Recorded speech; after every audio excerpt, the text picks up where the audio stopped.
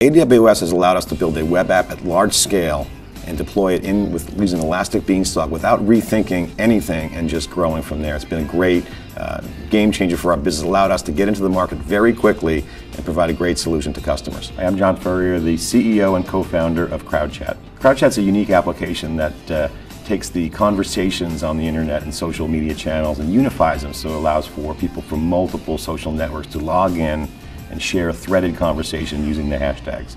We came to use AWS mainly out of our development needs with Hadoop and HBase. We had great innovation with big data and some of those new emerging platforms.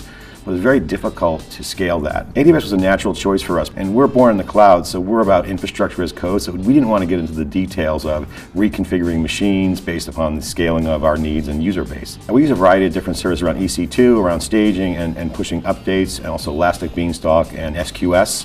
And we found that really worked well for our real-time database application. So Elastic Beanstalk use case for us is very, very simple. Our developers are really focused on rapid development and focusing on app development. So for us, we're pushing a lot of code all the time to the machines, and we really wanted to take advantage of all the automation involved in AWS. So we didn't have to worry about all the configuration and all the code updates. So we're in a very bursty real-time environment, so auto-scaling was really, really important to us. But one of the unique requirements we have in using, say, the Twitter data and social data that we acquire and ingest is that we store 250 million documents and with Beanstalk. And so we have to move that very, very quickly to, say, an Elasticsearch environment, and Beanstalk allows us to effectively do that in an amazing way. I think one of the cool things that we're doing on AWS, it allows us to be creative and make the infrastructure work for our application. Pushing updates 2 to 3 times a day into production, certainly all the goodness of EC2 is there for us there, but also on the auto-scaling side, that's really where the value is. And with queuing and with Beanstalk, our application environment really hums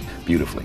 For us, we do a lot of scaling testing. So for instance, if the Super Bowl or NFL playoffs, which is a large social environment, we wanted to test out, can we handle that kind of volume? And with queuing and Elastic Beanstalk, we can spin up machines and scale at will and really have infrastructure as code, which is our desire, and look at that kind of scale. Our business benefits around AWS, around cost, was really, really significant. I mean, we were looking at hiring 2 people dedicated full-time to manage Hadoop or the big data component of what we had, just to meet our development requirements before we even started pushing code. So for us, right out of the gate, it was a game changer in terms of having all that cost completely go away with AWS.